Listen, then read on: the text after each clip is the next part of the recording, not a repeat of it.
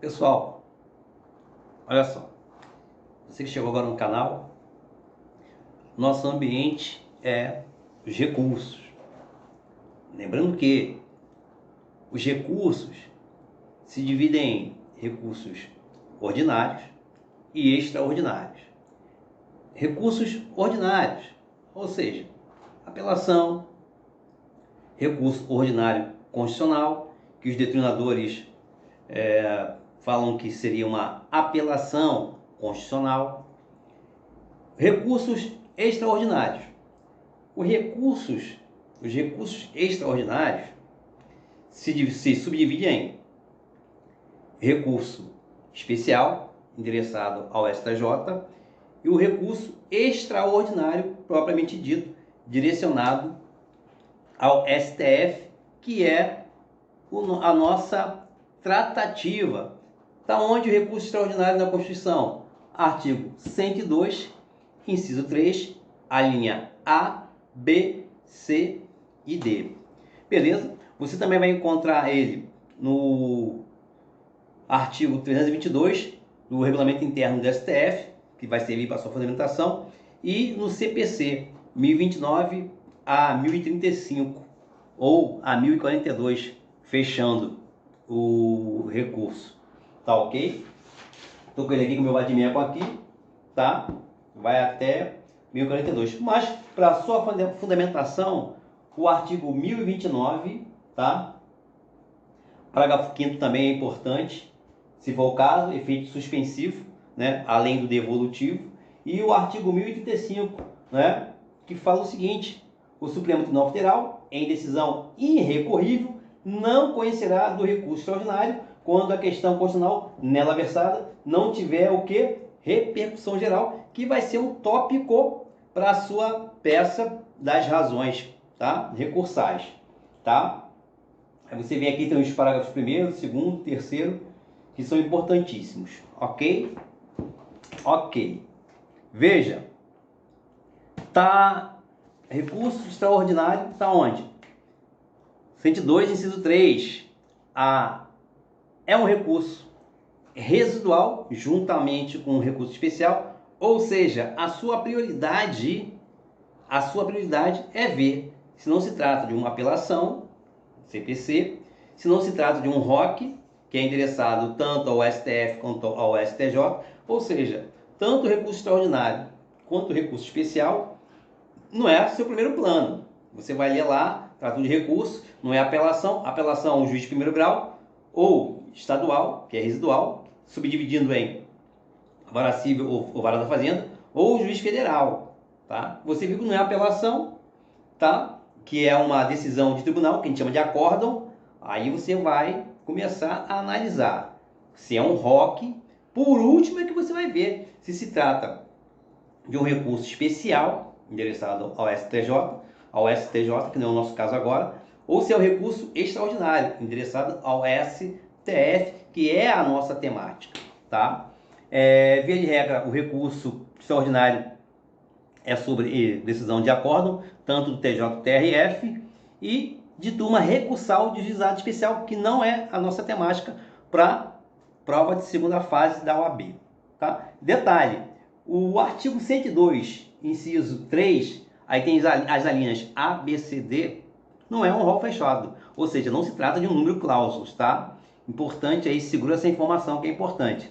A base legal jurídica ou jurídica que vai fundamentar o seu cabimento, artigo 102, inciso 3, a linha A, B, C, né? Você vai enquadrar aí, de repente, 1029, CPC, como já falei. Detalhe, no caso do RE, recurso extraordinário, você tem que fazer uma análise da súmula 281 do STF, que diz o seguinte: é inadmissível o recurso extraordinário quando couber na justiça de origem recurso ordinário da decisão impugnada. Veja, aqui está dizendo, em outras palavras, que o recurso extraordinário ele é residual. Ele nunca vai ser você vai ler o caso ali, você vai já de plano achar que seja um RE ou um RESP. No nosso caso, nossa tratativa hoje é de recurso extraordinário, mas tem muita coisa que é semelhante ao recurso especial. Tá? Você vai ter que fazer essa análise aí da súmula 281. A tempestividade é aquela receita de bolo, artigo 1003, parágrafo 5º do CPC, tá? O preparo, artigo 1007 do CPC, claro que se o acórdão, né, for originariamente de uma peça que gratuita, como habeas corpus, né, como habeas data, enfim, você não terá preparo, tá? Veja, se o caso vier claramente expressando a justiça gratuita, você vai ter que ir lá colocar o artigo do CPC que trata da justiça gratuita, tá? Que está lá no CPC da gratuidade da justiça, artigo 98 a 102, você vai ter que abrir um tópico para isso. Ou seja, que nós temos, o caso vai dizer para você, tá? Que vai necessitar da justiça gratuita, ou que o recorrente vai precisar da concessão da gratuidade da justiça. Você vai ter que analisar as pistas, né, que a prova da segunda fase ela vai te dizer, né, ou vai dizer claramente, hipossuficiente, ou vai te dar uma situação por não ter condições de transferir para cá, transferir para lá, se for um caso de saúde, enfim, por não ter condições econômicas, está te dizendo ali que você vai ter que abrir um tópico aí para gratuidade da justiça, tá? Ou justiça gratuita, mesma coisa. Detalhe, o RE, o recurso extraordinário, ele necessita abrir o tópico da repercussão geral, tá? E também aproveitando do pré-questionamento, tá? Da súmula do STF, você vai ter que embasar o seu pré-questionamento na súmula 282, que diz o seguinte: é inadmissível o recurso extraordinário quando não ventilado na decisão recorrida a questão federal suscitada. Essa vai ser a sua base da fundamentação do pré-questionamento, tá? Bom, falando aqui da repercussão geral. Repercussão geral, a base legal na Constituição, artigo 102, parágrafo 3º da Constituição Federal. Vai ser a sua fundamentação juntamente com o artigo 1035, parágrafo 1º do CPC, tá? Você vai ter que colocar aí, além do TCP, da tempestividade, do cabimento, do preparo, você vai ter que colocar do pré-questionamento e da repercussão geral. Aí depois vem dos fatos, né, síntese dos fatos, enfim, do direito, da fundamentação jurídica do pedido. Beleza? Não tem custas processuais. Beleza? O que mais que eu posso ver aqui de importante antes da gente começar a bater na peça propriamente dita, tá? Repercussão geral. Você vai ter que ter o binômio aí relevância, tá? Que é o aspecto econômico, político, social, né, jurídico, está lá no artigo 1035, parágrafo 1º, e transcendência. Transcendência, ou seja, o recorrente ele vai mostrar que o interesse dele, individual, repercute para a sociedade, tá? Não é unicamente subjetivo, pessoal, individual, mas sim repercussão social, tá? Base jurídica do questionamento e requisito de admissibilidade do RE e do RESP, súmula 282, tá? Serve para os dois. Você tem que fazer essa análise também, tá? Vamos lá. Letra A, artigo 102, inciso 3. Você que está que entrou agora no canal, aí aproveita e dá um like se você gostar desse compartilhamento aí de informações para quem vai fazer Direito Constitucional na segunda fase. Meu nome é Mauro Anjos, graduado em Direito, fazendo uma pós-graduação em Direito Constitucional. Estou aqui para compartilhar o estudo com você. A letra A do artigo 102, inciso 3, contrariar dispositivo dessa Constituição.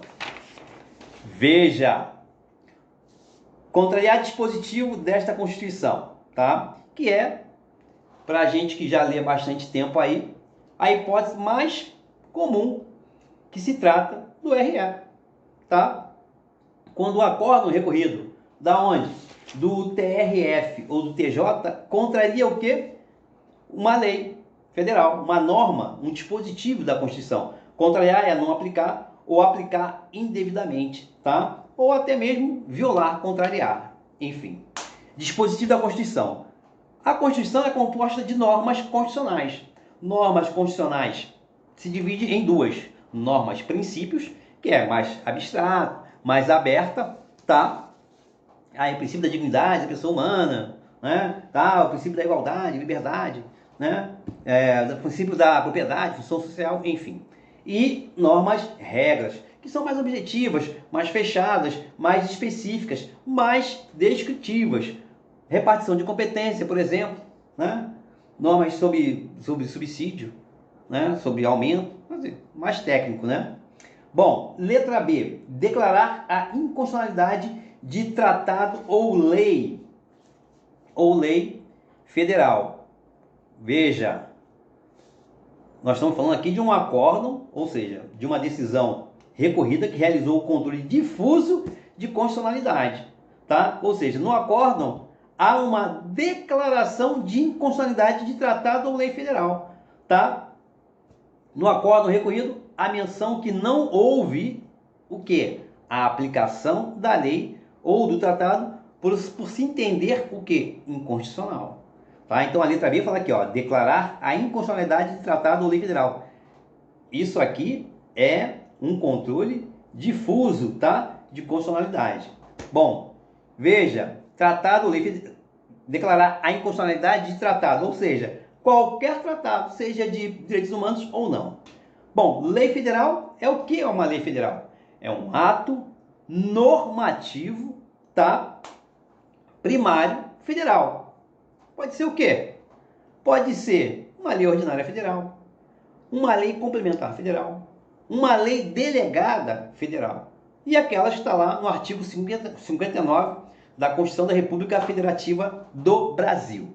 Vamos para a linha C, tá? Você que chegou agora, para se sintonizar, artigo 102, inciso 3, que fala sobre recurso extraordinário. Letra C, julgar válida a lei ou ato do governo local contestado em detrimento, ou seja, contrária a esta Constituição.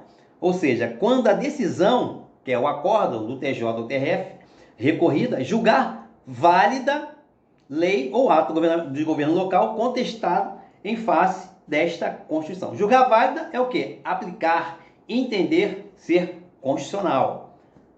Lei, ato normativo primário. Estamos destrinchando as alíneas. Ato de governo, a linha C, é o ato que? Administrativo, tá? Que pode ser extraído de todos os poderes da República, tanto o executivo, o legislativo quanto o judiciário. Ok? Isso se traduz em quê? O ato de governo, que é um ato administrativo. Portaria, circulares, pareceres, tá? Editais, enfim. Lei local contestada. A lei local contestada, ela pode ser estadual, ou seja, um ato de governo, decreto, por exemplo, regulamentar, uma portaria do governo estadual, uma circular do governo estadual, ou municipal. Lei municipal é o quê? Lei orgânica do município. Ou distrital. O distrito, ele é híbrido, ele tanto, dependendo do caso, ele vai se demonstrar como uma lei orgânica ali local, ou seja, municipal, e dependendo do assunto, ele vai se comportar como um estado, com norma estadual, tá? Tudo essa linha C, toda essa julgar válida lei ou ato governamental local que está contra quem? A Constituição Federal, tá? A linha D e última, né? Quando julgar válida, ou seja, o acórdão recorrido do TRF, do TJ, julgar válida, ou seja, aplicar, entender como correta, tá? Entender como constitucional, lei, o que é lei? Ato normativo primário, local contestada, ou seja, contestada é o quê? Contrária em face de lei federal, tá? Julgar válida, lei, local contestada em face de lei federal. Não é sobre Constituição, lei federal, infraconstitucional, tá? Nós estamos diante de quê? Essa linha D, um conflito federativo. Por quê? Envolve regras de competência do artigo 24, melhor dizendo, artigo 22 e 24 da Constituição Federal, tá? Vamos a eles aqui, ó. Artigo 22, que eu já tenho um vídeo compartilhado aí, que fala justamente do artigo 21, 22, 23 e 24, tá? Esse artigo 22, aqui ó, artigo 22 e artigo 24, ele está falando de quê? Do aspecto formal ou legislativo. Por quê? Porque é bem claro aqui, ó, compete privativamente à União legislar, ou seja, aspecto formal ou legislativo. Artigo 24, compete à União, aos Estados e ao Distrito Federal legislar, concorrentemente, legislar, ou seja, aspecto formal ou legislativo, tá? O artigo 21 e 23 fala de quê? O aspecto material. Já tem aí compartilhado um estudo, né, falando só disso aí, 21, 22, 23, 24. Tá legal? Artigo 21 e 23, aspecto material ou administrativo, tá? Eu não vou entrar agora que a gente está falando de RE, recurso extraordinário, ok? Bom, vamos lá. Estamos diante aqui de um conflito federativo de competência formal ou legislativa, tá? Artigo 22 e 24, tá? Ou seja, uma lei estadual, municipal ou distrital é confrontada diante de uma lei federal. O tribunal aplicou lei local em detrimento de uma lei federal, tá? Podendo ter gerado o quê? Um acordo, uma decisão de tribunal, acórdão de conflito em relação ao quê? À lei federal. Isso vai gerar o quê? Vai entrar em conflito com o sistema de repartição de competências. Beleza? Lei local, como já falei, pode ser estadual, municipal, distrital, que é um ato normativo primário, lei ordinária, lei complementar, lei delegada, lei orgânica, Constituição estadual, emenda à Constituição do Estado, por exemplo, tá? Em conflito com o quê? Com uma lei federal infra, tá? Lei federal, ato normativo primário, né? De natureza federal, lei ordinária federal, lei complementar federal, lei delegada e as demais normas do artigo 59 da Constituição da República Federativa do Brasil. Beleza? Agora vamos para a parte prática.